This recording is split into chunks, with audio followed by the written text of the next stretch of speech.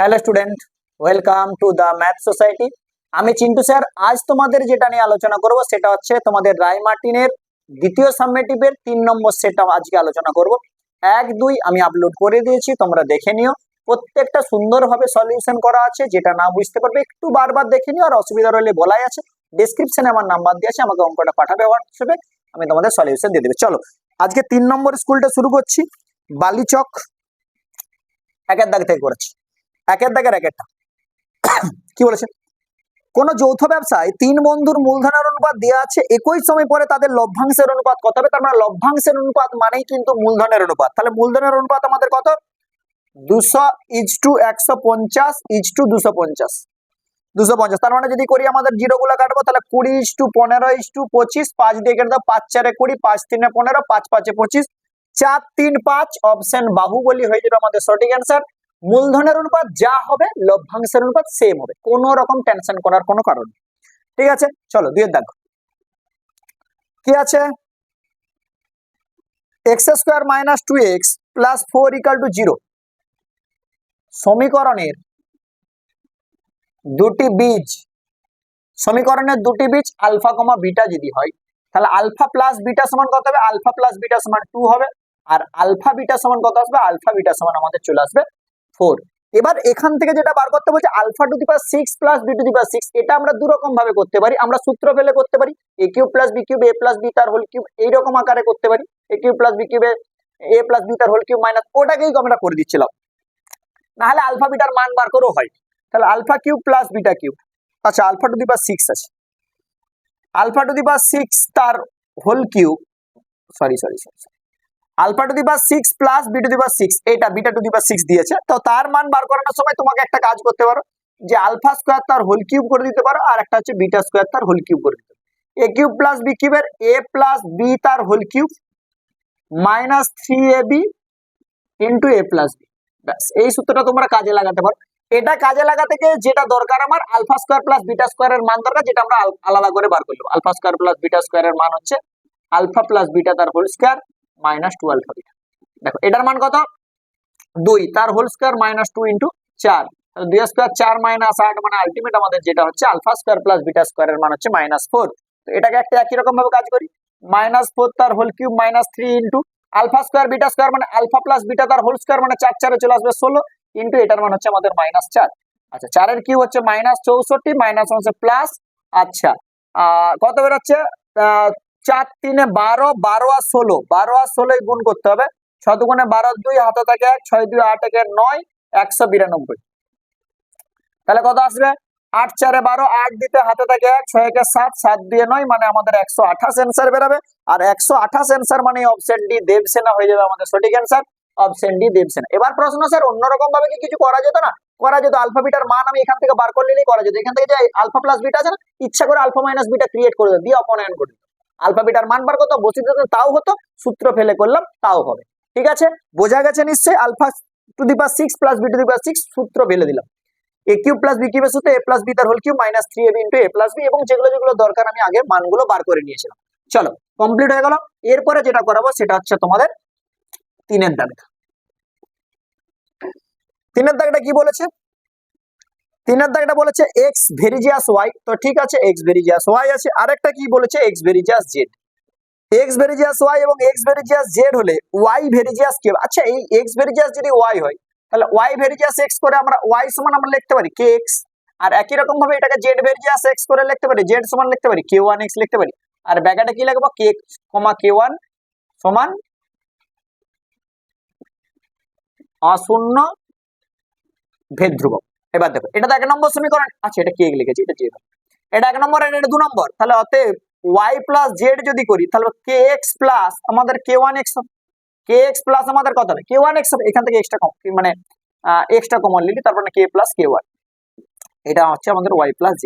এবার একটা জিনিস বুঝো, এই k প্লাস k1 টা তো কনস্ট্যান্ট, দুটো কনস্ট্যান্ট টার্মের যোগফল তো আমাদের কনস্ট্যান্ট টার্ম। তাহলে এটা যেহেতু কনস্ট্যান্ট, তাহলে y প্লাস z ভেরিজিয়াস x, ব্র্যাকেটে লিখবো যেহেতু k প্লাস k1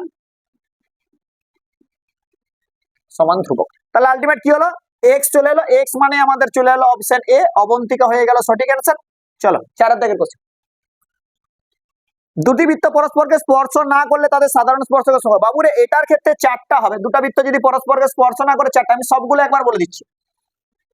দুটা বৃত্ত যদি অন্তঃস্পর্শ করে তখন হচ্ছে একটা, এই যে এই দিকটা। দুটা বৃত্ত যদি পরস্পরকে ছেদ করে তখন হচ্ছে দুটা, এটা একটা এটা একটা, তখন হচ্ছে দুটা। দুটা বৃত্ত যদি পরস্পরকে বহিঃস্পর্শ করে, একটু ছেদ করে গেল, দুটা বৃত্ত যদি পরস্পরকে বহিঃস্পর্শ করে তখন তিনটা, একটা দুটা তিনটা। আর দুটা বৃত্ত যদি পরস্পরকে ছেদ না করে, এখানে একটা এখানে একটা, তখন 4টা হয়, এই একটা এই একটা, এদিকে একটা এদিকে একটা। ঠিক আছে, আমাদের মোট হচ্ছে 4টা স্পর্শ হবে। তাহলে অন্তঃস্পর্শ করলে একটা, মনে রাখবো সবগুলো। পরস্পরকে যদি ছেদ করে তখন দুটা, বহিঃস্পর্শ করলে তিনটা, আর হচ্ছে কি হলো দুটার মধ্যে যদি ছেদ না করে তখন হচ্ছে আমাদের 4টা স্পর্শক পাওয়া যাবে। তাহলে এটার অ্যান্সার 4টা। এবং তারপরেও আবার প্রশ্ন ঘুরাতে পারে, সরল সাধারণ স্পর্শক কতগুলো, তির্যক সাধারণ সরল স্পর্শক কোনগুলো, যেগুলো একই দিকে বৃত্তগুলো অবস্থান করে স্পর্শকে। আর তির্যক সাধারণ স্পর্শক হচ্ছে যখন স্পর্শকের বিপরীত দিকে দুটো বৃত্ত থাকে, সেটা হচ্ছে তির্যক সাধারণ স্পর্শক। যেমন আমি যদি বলতে চাই এই যে বহিঃস্পর্শ করছি, এটা সরল সাধারণ স্পর্শক, এটাও সরল সাধারণ স্পর্শক, এটা তির্যক। দেখো এটার এদিকে একটা বৃত্ত আছে, এদিকে একটা বৃত্ত আছে। আর এই স্পর্শকটাকে যদি ধরি, এদিকে একটা একই দিকে আছে না বৃত্তগুলো, তার মানে এটা হচ্ছে সরল সাধারণ স্পর্শক। আর এটার দেখো তির্যক সাধারণ স্পর্শক, এদিকে একটা আছে এদিকে একটা। কোশ্চেন ঘুরাতেও পারে, কতগুলো সরল সাধারণ স্পর্শক আছে, কতগুলো তির্যক স্পর্শক আছে, এটাও কোশ্চেন করতে পারে। তাহলে এর সাপেক্ষে অ্যান্সার হয়ে গেল আমাদের 4। চলো, এরপরে আমাদের 4-এর দাগটা কমপ্লিট করলাম। এবার যেটা করাবো সেটা হচ্ছে তোমাদের 5-এর। চলো, 5-এর দাগের গল্প কি বলেছে, দুটা ত্রিভুজের কথা বলেছে, এবিসি এবং ডিইএফ। দুটা ত্রিভুজ আমি এঁকে দিই। এবিসি একটা ত্রিভুজ, আর একটা হচ্ছে ডিইএফ। এই ত্রিভুজগুলা এ ই 40, এটার সাথে ইটা, এটা হচ্ছে 40, তার মানে এটাও 40। এ কোনটা ই কোনটা 40, ঠিক আছে। আর একটা জিনিস তোমাদেরকে দিয়েছে, এবি ইজ টু, মানে আলটিমেট এটাকে লিখতে পারি এবি বাই ইডি সমান এসি বাই হচ্ছে ইএফ। আচ্ছা, এবি বাই ইডি, এবির বিপরীত বাহু দেখো, সরি বিপরীত কোণ দেখো, তাহলে এটা এবি, এর বিপরীত কোণ এটা। ইডি, ইডি মানে কোনটা, ইডি, এর অপোজিট হচ্ছে এটা। আচ্ছা, এসি, এসির অপোজিট হচ্ছে এইটা। আর ইএফ, ইএফ এর অপোজিট হচ্ছে এটা। এবার দেখো কার মান দিয়েছে, দেখো এফ এর মান 65 দিয়েছে, এফ এর মান দিয়েছে 65, তাহলে এফ এর মান 65 মানে সি এর মান 65। এফ এর মান যদি 65 হয়, তাহলে সি এর ভ্যালু 65। কার মান চেয়েছে, বি এর ভ্যালু চেয়েছে। তাহলে কোণ বি সমান কত, 180 মাইনাস 40 প্লাস 65। তাহলে 180 মাইনাস 105, তাহলে আমাদের যেটা বেরাবে সেটা হচ্ছে 75 ডিগ্রি। আমাদের যেটা বেরাবে সেটা হচ্ছে 75 ডিগ্রি। অপশন সি কাট আপ হয়ে যাবে সঠিক অ্যান্সার। আবার ভালো করে বলছি দেখো, আমাদের যখন সাদৃশ্য হবে অপোজিট বা মানে অনুরূপ যে বাহু, তার অপোজিট অ্যাঙ্গেল গুলো, মানে এবির সাথে কি আছে ইডি, এবির বিপরীত কোণ কে, কোণ সি। তাহলে কোণ সি এর সাথে কে সমান, ইডি। ইডি মানে কোনটা, এটা, এটার অপোজিট কে আছে, কোণ এফ। তার মানে আলটিমেট যেটা হলো সি এর সাথে এফ সমান এবং ই এর সাথে, ও সরি ডি এর সাথে বি সমান। কি আমরা বার করে নিলাম, বি অ্যাঙ্গেল গুলো দেখে নিলাম, তাহলে আলটিমেট কি চলে এলো, কোণ বি সমান। আচ্ছা, এবার কোণ বি এর সাথে কোণ ডিও হয়ে যাবে। এটা যেমন কোণ বি এর মান 75, এটা কিন্তু আবার কোণ ডি এর মান, এটা আবার কোণ ডি এর মানও 75 হবে। চলো, বেরিয়ে গেলাম এখান থেকে। এবার দেখো 6-এর কোশ্চেনটা, 5-এরটা হয়ে গেল, এবার 6।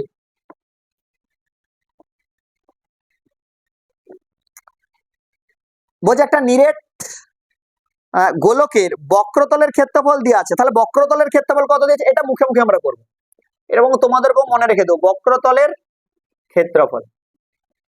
বক্রতলের ক্ষেত্রফল মানে 16:9 আছে। আচ্ছা ঠিক আছে, আয়তনের অনুপাত কত,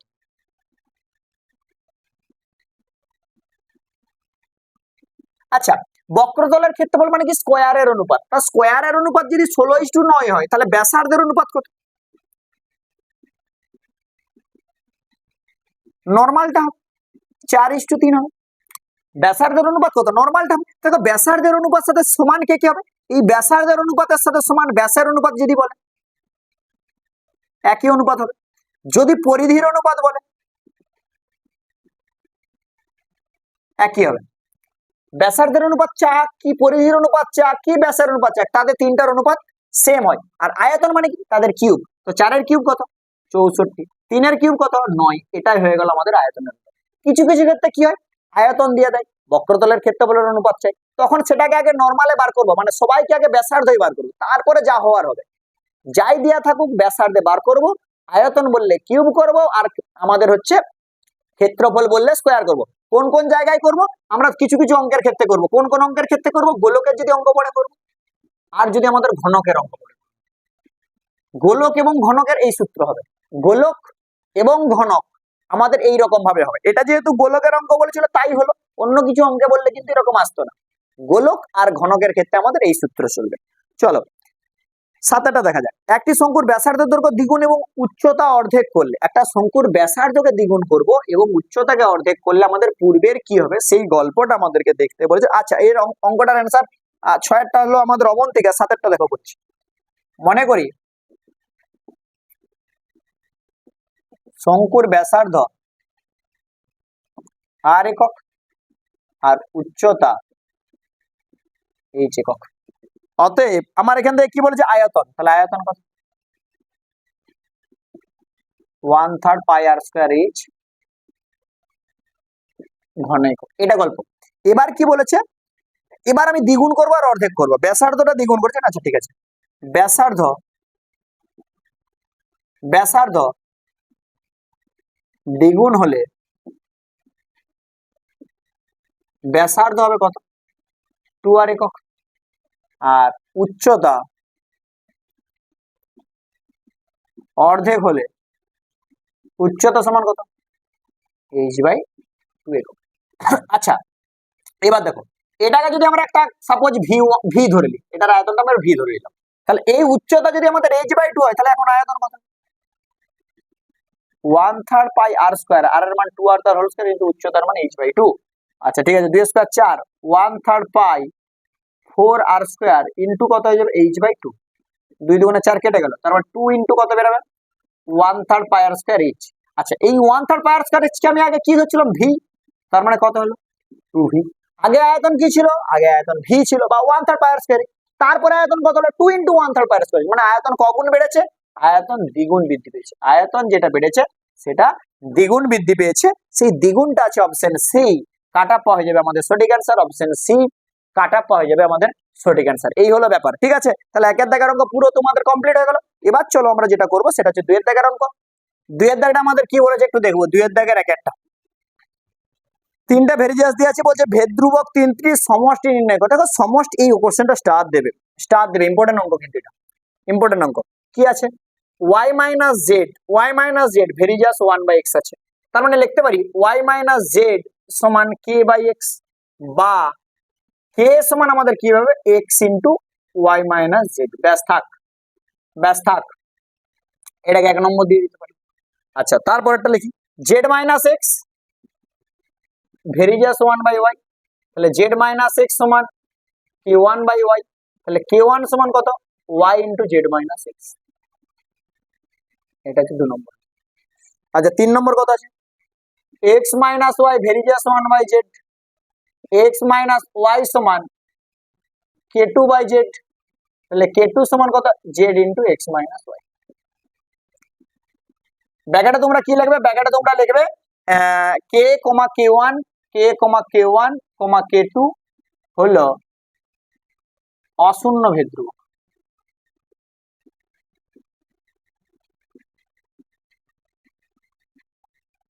ব্যাস এবার কি করব, ওরা যেটা বলেছিল যে ভেদ ধ্রুবক 3টির সমষ্টি নির্ণয় করো, মানে k1 আর k2, তাহলে অতএব 1 যুক্ত 2 যুক্ত 3 করে পাই, তাহলে k plus k1 plus k2 সমান x into y minus Z plus y into Z minus X plus Z into X minus Y.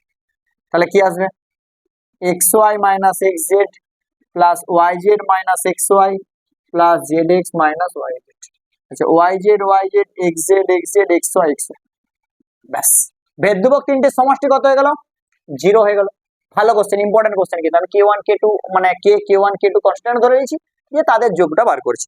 চলো পরেরটা, এটা একটা হয়ে গেল। হ্যাঁ চলো মুছে দিলাম। হ্যাঁ এবার আমরা করবো 2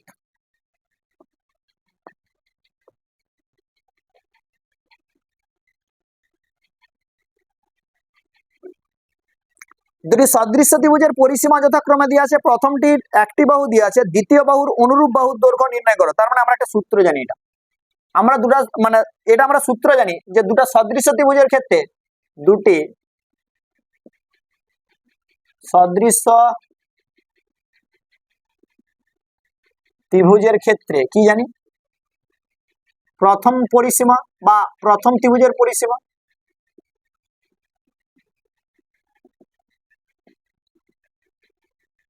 বাই দ্বিতীয় ত্রিভুজের পরিসীমা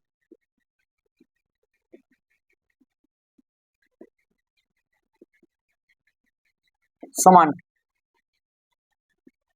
প্রথম ত্রিভুজের অনুরূপ বাহু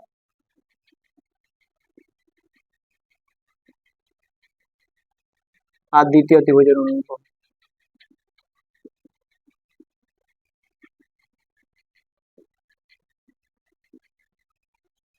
এটা প্রথম ত্রিভুজের পরিসীমা বাই দ্বিতীয় ত্রিভুজের পরিসীমা সমান প্রথম ত্রিভুজের অনুরূপ বাহু বাই দ্বিতীয় ত্রিভুজের অনুরূপ বাহু। তাহলে বাহ প্রথম ত্রিভুজের পরিসীমা 20/16 সমান প্রথম ত্রিভুজের অনুরূপ বাহু 9 বাই দ্বিতীয় ত্রিভুজের বাহু। আচ্ছা দ্বিতীয় ত্রিভুজের বাহু x ধরে নিচ্ছি, ব্র্যাকেটে ধরে নিচ্ছি দ্বিতীয় ত্রিভুজের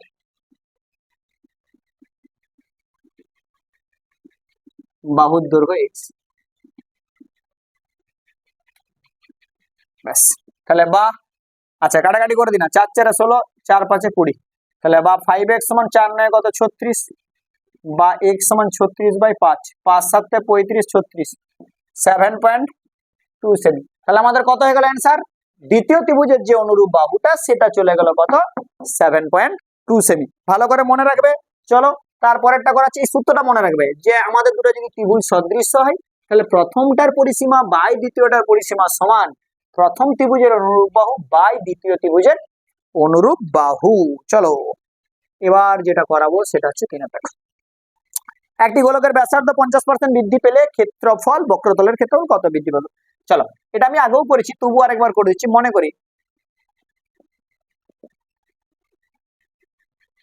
গোলকটির ব্যাসার্ধ আর একক, মনে করি গোলকটির ব্যাসার্ধ আর একক, আর বক্রতলের ক্ষেত্রফল তাহলে কত?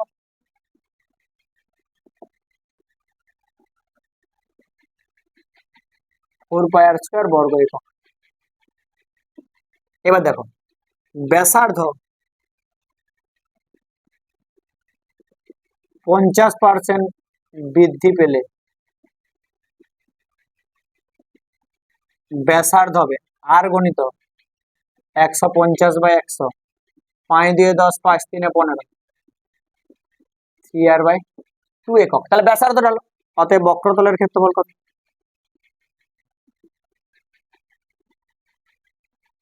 4 পাই আর স্কয়ার, আর এর মান কত 3r/2 তার হোল স্কয়ার সমান 4 pi into 3 square 9r square by 2 এই 2 বলছি সরি 2 স্কয়ার 4 4 4 কেটে গেল তাহলে 9 পাই আর স্কয়ার। আগে ক্ষেত্রফল কত ছিল 4 পাই আর স্কয়ার, এখন ক্ষেত্রফল কত 9 পাই আর স্কয়ার। তাহলে ক্ষেত্রফল বৃদ্ধি দেখি,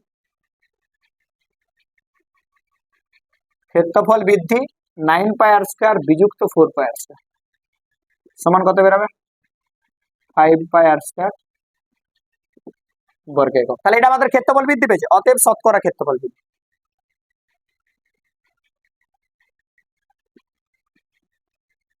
যেটা বেড়েছে বাই আগে যেটা ছিল গণিত x, যেটা বেড়েছে বাই আগে যেটা ছিল গণিত x, পাই আর স্কয়ার কেটে গেল 4 25 100 5 25 125। যেহেতু আমি শতকরা কতটা দিয়েছি তাই আমি 125 লিখেছি, তোমরা ক্ষেত্রফল বৃদ্ধি লিখবে 125%।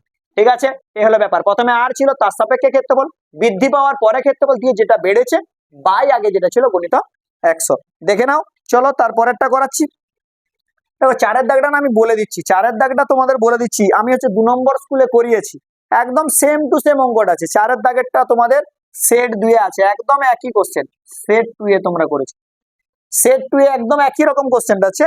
সেট 2 এ তোমাদেরকে যদি বলতে চাই অঙ্কটা আছে একের দাগের 7, একের দাগের 7 এ অঙ্কটা আছে।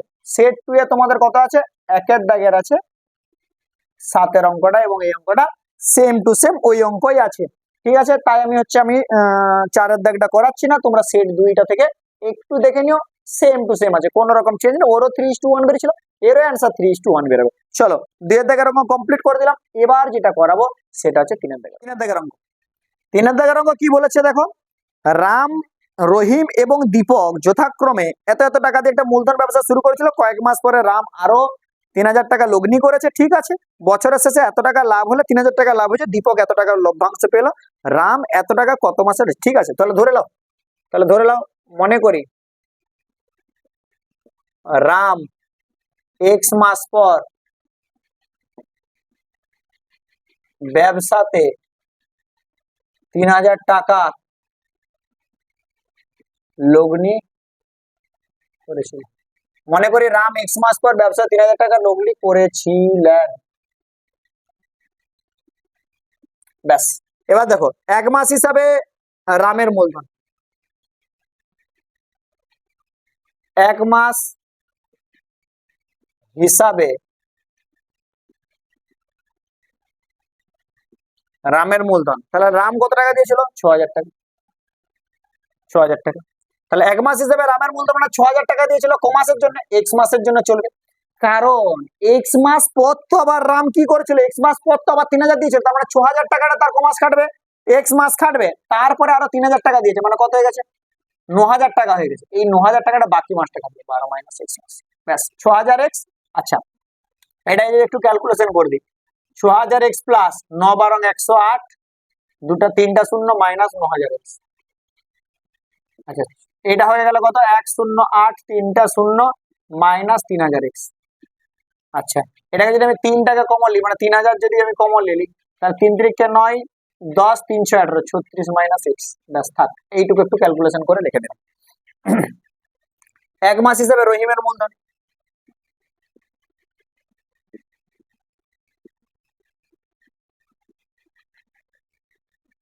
রহিম 8000 টাকা নিয়েছিল, এটা 12 মাসই কেটেছে।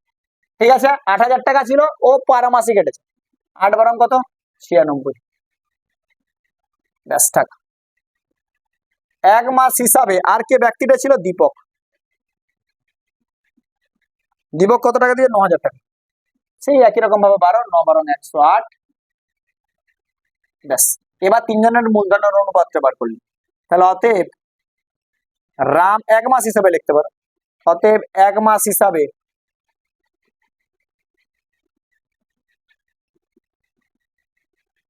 রাম রহিম ও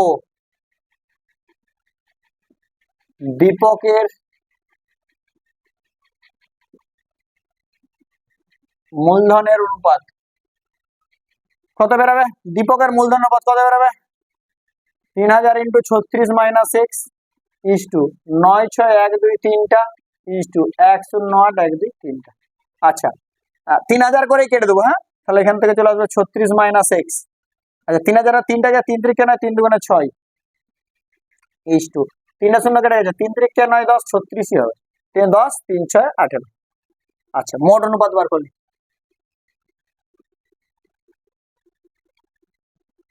36 মাইনাস এক্স প্লাস 32 প্লাস 36। ব্যাস, এইটা 6 6 12 12 দিয়ে 14 4 6 6 12 12 দিয়ে 14 4 হাতে থাকে 1 3 3 9 আর 10 104 মাইনাস এক্স। 104 minus x. ব্যাস, এই টাকাটা, এটা মোট অনুপাত হলো। এরপরে দেখো ভালো করে, আমার কোনটা বলছে যে বছরের শেষে এত টাকা লাভ হলো, দীপক এত টাকা পেলো, তার মানে আলটিমেট দীপককে ধরে করতে হবে। তার মানে আমি যেটা করব সেটা দীপককে ধরে করব। চলো, তাহলে 3000 টাকার মধ্যে আমি দীপকেরটা দেখবো কত। অতএব 3000 টাকার মধ্যে, কারণ লাভ হয়েছে মোট 3000 টাকা, 3000 টাকার মধ্যে দীপক পাবে। আচ্ছা, দীপক কোথায় আছে? দীপক মাঝেরটা, মানে এইটা। দীপক মাঝেরটা বলছি, দীপক শেষেরটা, শেষেরটা মানে এইটা। 3000 গণিত 36 বাই টোটালটা, এইটা 36 বাই 104 মাইনাস এক্স, কারণ দীপকের তো শেষেরটা ছিল। দীপক কোথায় আছে? শেষে, মানে এইটা, এটার জন্য 36 বাই টোটালটা। শর্তে এই যে 3000, শর্তে এই যে 3000 ইন্টু 36 বাই 104 মাইনাস এক্স, এটাই সমান হচ্ছে তোমার এটার সাথে, যেটা বইয়ে দেওয়া আছে, যেটা হচ্ছে 1080। ব্যাস, এই টাকাটা, এইটাকে ক্যালকুলেশন করে এক্স এর মান বের করে দিলে আমাদের অ্যান্সারটা বেরিয়ে যাবে, কারণ এক্সটা এটা আমি ধরেছিলাম। তাহলে বা 36 বাই 104 মাইনাস এক্স সমান 1080 বাই 3 একটা দুটা তিনটা, একটা একটা কেটে গেল, 3 1 6 300, 3 3 9 10 3 6 18 36, আর 36 আর এটাই তো কেটে যাবে। তাহলে বা 100 সমান 104 মাইনাস এক্স, বা এক্স সমান 104 মাইনাস 100, তাহলে বা এক্স সমান 4। কারণ গল্পটা কি হলো, এক্স এর মান 4 বেরিয়েছে, মানে এক্স আমি কি ধরেছিলাম যে রাম এক্স মাস পর 3,000 টাকা লগ্নি করেছে, তাহলে মানে অতএব কি হবে, রাম 4 মাস পর 3,000 টাকা লগ্নি করেছিল, লেখাটা লিখবো অতএব রাম 4 মাস পর, অতএব রাম 4 মাস পর ব্যবসাতে 3,000 টাকা লগ্নি করেছে। ব্যাস, আমাদের এক্স এর মান 4 বের হলো, 4ই আমাদের অ্যান্সার। ঠিক আছে, ওটাই আমরা ধরেছিলাম। এই হলো ব্যাপার, যার টাকাটা লভ্যাংশটা দিয়ে থাকবে সেই টাকাটাকে ধরে আমরা ক্যালকুলেশন করব। চলো কমপ্লিট হয়ে গেল। এরপরে আমরা যেটা করব অথবাটা করব। এবারে যেটা হবে সেটা হচ্ছে তোমাদের অথবাটা, পরের কোশ্চেনটা অথবাটা হবে। কি বলেছে, বছরের শুরুতে শ্রীকান্ত এবং সৈফুদ্দিন এত এত টাকা দিয়ে ব্যবসা শুরু করে, 4 মাস পরে তার বন্ধু পিটার এত টাকা যোগ দিয়েছে। শ্রীকান্ত এবং সৈফুদ্দিন ওই তাদের মূলধন অনুপাতে সেই টাকা তুলে নেয়। দেখো তাদের মূলধন অনুপাত তুলেছে, অনেক জায়গায় যেটা ভুল করে ভেবে নেয় যেন ওই টাকাটা তুলেছে, না ওই টাকাটা তুলেনি, ওদের নিজেদের যে অ্যাকাউন্টে টাকা ছিল সেই অ্যাকাউন্টে ওরা ওই টাকাটার অনুপাতে টাকাটা তুলেছে। এমন নয় যে ওই টাকাটা জমা দিয়ে পিটারের টাকাটাই নিয়ে নিয়েছে, না, তারা নিজেরা তাদের ব্যাংক থেকে মূলধনের অনুপাত যেটা হয়েছে সেই পরিমাণ টাকাটা তুলেছে। ঠিক আছে, এটা মনে রাখবে তোমরা, যে বছরের শেষে এত টাকা লাগবে। ঠিক আছে, তাহলে একটা কাজ করি, প্রথমে ওই 81,000 টাকাটা আমরা শ্রীকান্ত সৈফুদ্দিনের মূলধনের অনুপাতটা বার করলি। তাহলে শ্রীকান্ত সৈফুদ্দিনের মূলধনের অনুপাত, অঙ্কটা বড় হবে একটা। শ্রীকান্ত ও সৈফুদ্দিনের মূলধনের অনুপাত, শ্রীকান্ত ও সৈফুদ্দিনের মূলধনের অনুপাত কত আছে, 2,40,000 ইস্টু 3 লাখ। ব্যাস, তার মানে 24:30 সমান কত, 4 6 24, এই 4 বলছি, 6 4 24, 6 5, ব্যাস 4:5। ব্যাস, তাহলে এবার দেখা যাক মোট অনুপাত, 4 যুক্ত 5 সমান 9, তাহলে মোট অনুপাত 9। এবারে দেখা যাক যে 81,000 টাকার মধ্যে কার কতটা মূলধন। 81,000 টাকার মধ্যে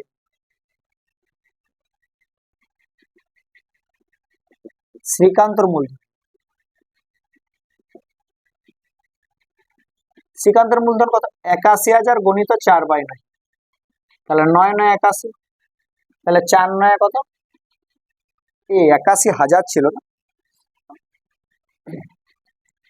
4 9 36,000 টাকা। আর 81,000 টাকার মধ্যে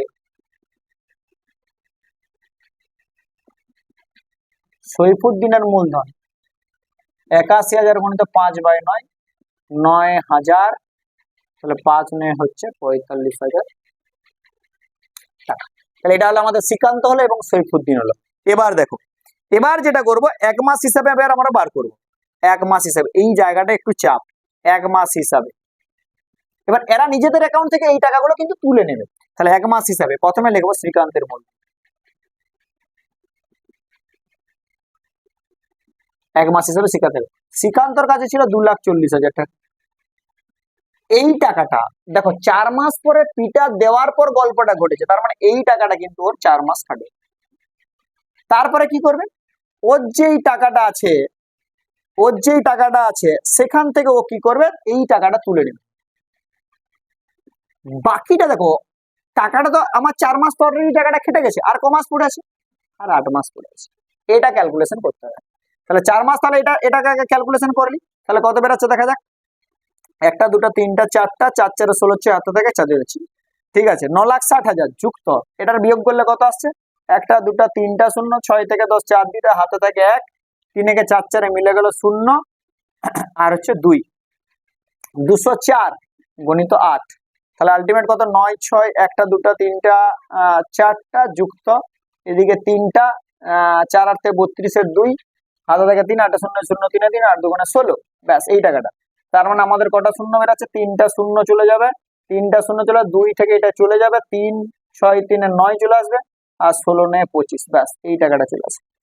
এই টাকাটা চলে আসবে হচ্ছে আমাদের 1 মাস হিসাবে হচ্ছে শ্রীকান্তের মূলধন, 1 5 9 2 3টা শূন্য, ক্যালকুলেশন মনে ঠিক আছে, 3টা শূন্য 3টা শূন্য, 2 থেকে 0 তো 2, আর 3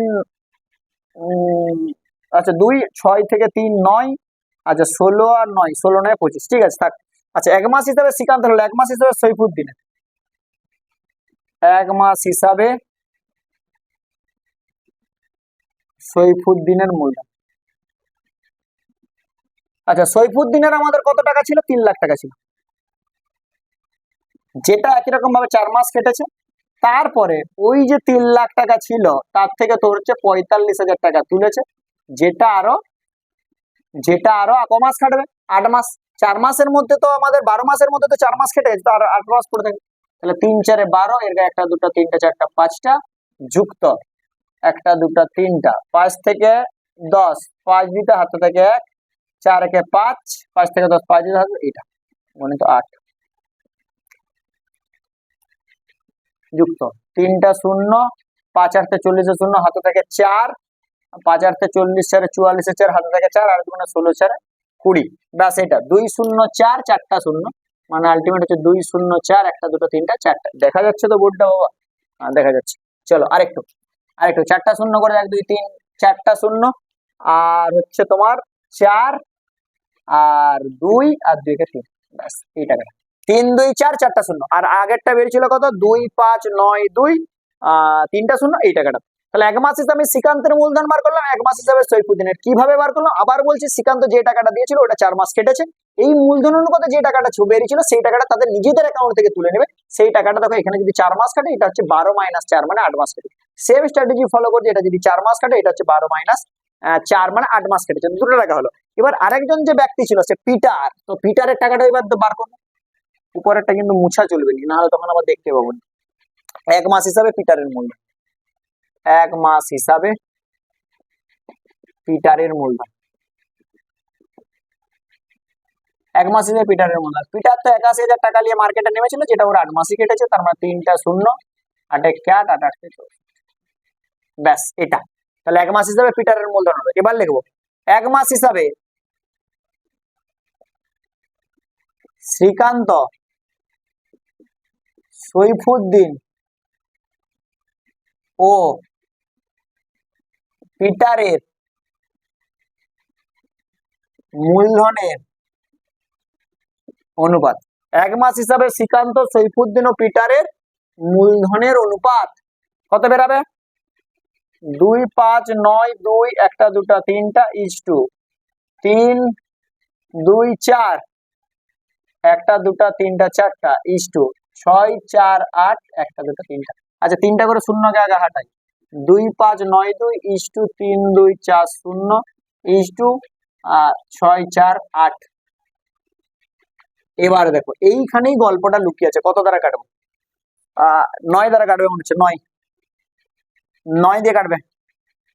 9 দুগুণে 18, 19 20 21 22 23 24 25, কত? 79। ঠিক আছে, 8 9 72, 73 74 75 76 77 78 72, 9 8 72। আচ্ছা, 3 9 27 5 54, কত ভুল হচ্ছে মনে হচ্ছে, 3 4 3 7 2 9, 3 9 27 28 29 30 31 32 54, 9 6 54, ঠিক আছে। আচ্ছা, 9 7 63 64, 9 দুগুণে 18। আচ্ছা, আবার দিয়ে যাবে, আর দিয়ে দাও, 9 দিয়ে যাবে। 9 3 9 27, 9 দুগুণে 18, 9 4 36 0, 9 8 72, 8 দিয়ে কেটে যাবে। 8 4 32, 8 5 40, 8 1 8, 4:5:1 হবে। কত বেরাবে? 4:5:1 বেরিয়ে গেল। ব্যাস, অনেক বড় অঙ্কটা। অঙ্কটা একটু বড়, একটু নয়, মোটামুটি ভালোই বড়। এবার দেখো কোন টাকাটা লাভ হয়েছিল দেখো। আচ্ছা, মোট অনুপাতটা বার করতে। তাহলে মোট অনুপাত কত? এখানেই করে দিচ্ছি। মোট অনুপাত তাহলে কত? 4 যুক্ত 5 যুক্ত 1, 5 4 9 1 10। মোট অনুপাত হচ্ছে 10। এবার দেখো, অতএব 3 9 1 5 0 টাকার মধ্যে প্রথমে শ্রীকান্ত পাবে 3 9 1 5 0 গণিত 4/10, 0 0 কেটে গেল। তাহলে কত বেরোচ্ছে? 4 5 20 0, হাতে থেকে 2, 4 1 4 দিয়ে 6, 4 9 36 এর 6, হাতে থেকে 3, 4 3 12 3 15, 1 5 6 6 0, এই টাকাটা বেরোলো শ্রীকান্ত। তাহলে 3 9 1 5 0 টাকার মধ্যে শ্রীকান্ত সৈফুদ্দিন 39150 গণিত 5/10, 0 0 কেটে গেল, 5 5 25 5, হাতে থাকে 2, 5 কে 5 2 7, 5 9 45 5, হাতে থাকে 4, 5 3 15 4 19, ব্যাস 19575 টাকা। আর একই রকম ভাবে 39150 টাকার মধ্যে পিটার পাবে, তাহলে 39150 গণিত 1 হচ্ছে তোমার 10, এটা কেটে গেল, তাহলে 3915 টাকা। এই হয়ে গেল ব্যাপার, অনেকটা বড় অঙ্ক, অনেকটা। প্রথমে 81,000-এর মধ্যে শ্রীকান্ত এবং সৈফুদ্দিনকে তাদের মূলধন অনুপাতে বার করে দেবো, সেই টাকাটা তারা কি করবে, নিজেদের অ্যাকাউন্ট থেকে তুলে নেবে, দিয়ে কি করবো, 1 মাস হিসেবে তাদের মূলধনের অনুপাত বার করবো, সেখান থেকে মোট অনুপাত বার করবো, দিয়ে যে টাকাটা আমাদের লাভ হয়েছে সেই টাকাটার থেকে কে কত টাকা পাবে ভালো করে বুঝবে এবং একবার পুরো ক্লিয়ার দেখে নাও, কারণ এই ম্যাথটা আবার পরে আবার পাবে, তখন আরো সমস্যা হবে। পুরো ক্লিয়ার দেখে নাও, যাতে পরের বার যখন পাবে একটুকুনো না সমস্যা না, পুরো ক্লিয়ার দেখে নাও, তারপরেরটা আমি করাচ্ছি। দেখো এরপরে 4 দাগ, 4 দাগ কি দিয়েছে, একটা বলেছে x - 3 by x + 3 minus x + 3 by কত x - 3 প্লাস 6 × 6 = 7 সমান 0, ব্যাস এটা আছে। এটাকে কাজ করি, একদম কিছু করার দরকার নেই, জাস্ট এমনি লসাও করবে, এই দুটোকে আগে কাজ করবে কি, আর এটাকে সেপাশে পাঠিয়ে দাও, এই দুটোকে কাজ করি, x + 3 আর x - 3 থাক, এটাকে এদিকে নিয়ে যায়, তাহলে x - 3 তার হোল স্কয়ার মাইনাস x + 3 তার হোল স্কয়ার সমান, এটাকে এদিকে নিয়ে যাবে, 6 7 42, 42 আর 6 48/7 থাক। বা এখানটা যদি মাইনাস কমন নিলি তখন আমাদের কি হবে, আচ্ছা এটাকে একটা মাইনাস, মাইনাসটা কমন নিলে কত হবে, x + 3 তার whole square minus of x - 3 তার হোল স্কয়ার, আর নিচেটাই সূত্র পড়ে যাবে x² - b² সমান -48/7, -48/7। তো মাইনাস মাইনাস ক্যান্সেল হয়ে যাবে, উপরটা দেখো সূত্র পড়ে যাবে 4ab সূত্র, 4 × x × 3 বাই x² - 9 সমান আমাদের যেটা বেরোবে 48/7। আচ্ছা 4 দিয়ে কেটে যাবে, 4 12 48, তাহলে বা কোনাকুনি গুণ করি, 12x² মাইনাস 9 12 কত 108 সমান আমাদের যেটা আসবে 3 7 21x, এটা আসবে 12x² মাইনাস 108। আচ্ছা আবার তো কেটে যাবে রে, আবার তো কেটে যাবে, 3 4 12 তো আবার কেটে যাবে, তাহলে কত আসবে 4x² মাইনাস 4 9 36 সমান 7x, এটা বেরোবে 4x² মাইনাস 36 7x, বা 4x² মাইনাস 7x মাইনাস 36 = 0, এটা 4x² মাইনাস 7x মাইনাস 36 = 0। এবার দেখো, এবার এটাকে না মিডল টার্ম করতে হবে, এবার এটাকে মিডল টার্ম করতে, উপরটা 4ab সূত্র আর নিচেটা স্কয়ার মাইনাস b স্কয়ার এর সূত্র, ক্লিয়ার, একদম একদম ক্লিয়ার। চলো 4 × 36 কে ভেঙে তোমাদেরকে 7 করতে হবে, কত কত হতে পারে,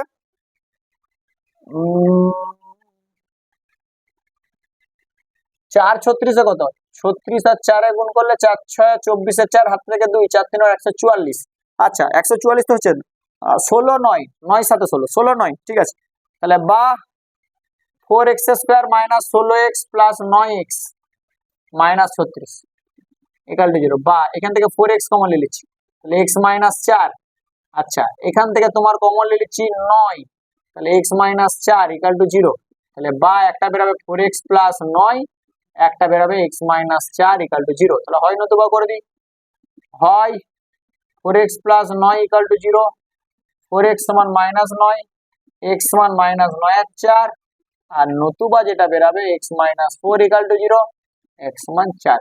তাহলে নির্ণয় সমাধান দুটো পেলাম, -9 এর 4 এবং 4। কি করলাম দেখে নাও ভালো করে, আমরা এখান থেকে লসাগু করে দিলাম, তারপরে মাইনাস কমনলি আমি সূত্র ফেললাম, a + b তার whole square minus of a - b তার হোল স্কয়ার 4ab সূত্র, তারপরে ক্যালকুলেশন পরপর করে গেলাম, এখানটাকে আবার মিডল টার্ম করলাম, 34 আর 4 এ গুণ করলে 144, 9 16 144, সেইটাকে আমরা বিয়োগ করলে 7 বেরিয়ে গেল। চলো কমপ্লিট হয়ে গেল। এবার দেখো আমরা যেটা করব সেটা হচ্ছে অথবা অঙ্কটা করব, এবার যেটা করব একদম অথবা অঙ্কটা আমরা করে নেব পর। চলো কি বলেছে দেখা যাক, a ভেরিয়াস b আর b ভেরিয়াস c, আর এর অঙ্কটা করছি, আমাদের দিয়ে আছে a ভেরিয়াস b আর দিয়ে আছে কত b various c, a various b এবং b ভেরিয়াস c। আচ্ছা a ভেরিয়াস b টাকে যদি করি তাহলে a সমান kb, আর b ভেরিয়াস c টাকে করি b সমান k1c। আচ্ছা b এর ভ্যালুটা আবার এখানে বসানো যাবে, তাহলে a সমান কত k * b এর ভ্যালুটা বসালে k1 সি। ব্র্যাকেটে কি লিখবো? কে কমা K1। আচ্ছা এই K1C কে আমি লিখতে পারি PC লিখে দিতে পারি, কারণ K1 তো কনস্ট্যান্ট, সেই কনস্ট্যান্টটাকে আমি আবার একটা কনস্ট্যান্ট ধরে যেটা P, কারণ না হলে বারবার লিখতে হবে K1 বারবার লিখতে। K, K1 সমান অশূন্য ভেদ দেবো, আর একটা জায়গায় দেখলাম ধরি K ইন্টু K1 সমান আমি একটা ধরলাম P, এটাকে একটা কনস্ট্যান্ট টার্ম ধরে নিয়েছি। এবার আমি বলছি যদি কখনো তোমরা বার করতে না পারো অমুক ভেরিজিয়াস অমুক, তখন তোমরা কি করবে? বাই পোর্শনটাকে তোমরা কনস্ট্যান্ট দেখে দিবে, বাই পোর্শনটাকে তোমরা কনস্ট্যান্ট দেখে দিবে, তাহলেই হয়ে যাবে। তাহলে আমরা প্রথমে বাই পোর্শনটাকে কনস্ট্যান্ট দেখাই। তাহলে অতএব a cube b cube plus b cube c cube plus c cube a cube by abc a cube plus b cube plus c। এই বাই পোর্শনটাকে যদি আমরা কনস্ট্যান্ট দেখাতে পেরে গেছি, তাহলেই আমরা কি করতে পারবো? তাহলে এটা ভেরিজিয়াস এটা করতে পারবো, কারণ by portion x by y constant তখনই হয় যখন x ভেরিজিয়াস হয়। তাহলে এটাকে আমরা কনস্ট্যান্ট দেখাবো। চলো, আচ্ছা a কিউব, a এর মান কত? pc, তাহলে p cube c cube plus plus বলছি সরি, আচ্ছা b এর ভ্যালু কত? b এর ভ্যালু হচ্ছে k1c, তাহলে k1 cube c cube plus b এর ভ্যালু কত? k1 cube c cube into c এর ভ্যালু কত? কিছুই জানিনি, c কিউব, c এর ভ্যালু c কিউব, আর a কিউব মানে হচ্ছে তোমার p cube c cube by abc, a এর ভ্যালু কত? pc, b এর ভ্যালু কত? b এর ভ্যালু কত? k1c, আচ্ছা c এর ভ্যালু কত? c, আচ্ছা a কিউব, a এর ভ্যালু কত? p কিউব c কিউব, আচ্ছা b এর ভ্যালু কত?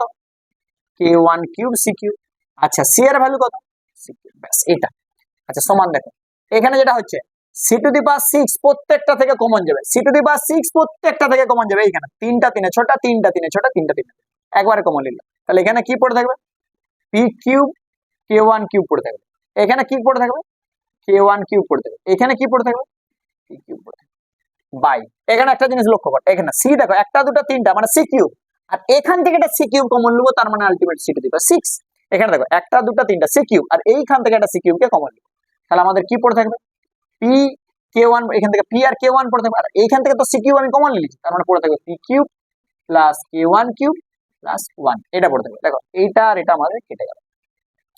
এবার আমাদের এই রাশি তথ্যে যেটা আছে পুরোটা দেখো constant, k constant, k1 constant, p constant, সব তো কনস্ট্যান্ট। তাহলে সমান কি বেরিয়ে গেল আমাদের? সমান আমাদের যেটা বেরিয়ে গেল সেটা কি ধ্রুবক, সেটা আমাদের কি বেরিয়ে গেল? ধ্রুবক। তাহলে এইটা বাই এটাকে আমরা কি প্রমাণ করলাম? ধ্রুবক প্রমাণ করলাম। তাহলে এটা লিখে দেব, যেহেতু, এবার আমরা লিখবো যেহেতু a cube b cube plus b cube c cube plus c cube a cube by abc a cube plus b cube plus c cube সমান ধ্রুবক, তাহলে অতএব a cube b cube plus b cube c cube plus c cube a cube varies as abc a cube plus b cube plus c cube. এটা দেখো, যেহেতু আমাদের by পোর্শনটা আমাদের কনস্ট্যান্ট দেখালাম, তাই আমরা দেখিয়ে দিলাম যে এটা ভেরিজিয়াস। এটা যদি কনস্ট্যান্ট না বেরোতো তাহলে ভেরিজিয়াস হতো না।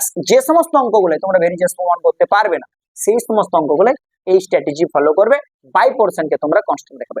চলো, আমাদের যেটা হলো কত দাগ কমপ্লিট হলো? আমাদের যেটা হলো 4 দাগটা কমপ্লিট হয়ে গেল। আচ্ছা 5 দাগের অঙ্কগুলো দেখো, 5 দাগের উপপাদ্য আছে, অথবাটাও উপপাদ্য আছে, 6 দাগের তোমাদের হচ্ছে প্রয়োগ আছে, 7 দাগে তোমাদের সম্পাদ্য আছে। এবার যেগুলো করাবো সেটা হচ্ছে আমি 8 দাগটা করাবো। এই যে উপপাদ্য সম্পাদ্য গুলো আছে সেগুলো একটু তোমরা নিজেরা করবে। চলো, এরপর আমি যেগুলো করাবো সেটা হচ্ছে একদম 8 দাগ করবো, কারণ উপপাদ্য গুলো বইয়ের কোশ্চেনই থাকে, সেরকম ভাবে তোমাদের বারবার পাবে একই রকম গুলোই। তাহলে সেই উপপাদ্যের জায়গাগুলো এবং প্রয়োগের জায়গাগুলো তোমরা যদি প্রয়োগ কোনো অসুবিধা আমাকে পাঠাবে, আমি বরং সেগুলো করে দেবো। যদি কোনো প্রয়োগ অসুবিধা হয়, তোমরা পাচ্ছ না, বাইরের প্রয়োগ দিয়েছে, পাঠাবে, আমি করে দেবো, কোনো অসুবিধা নেই। আর হচ্ছে এবার যেগুলো করাবো সেটা হচ্ছে 8 দাগ। চলো 8 দাগ।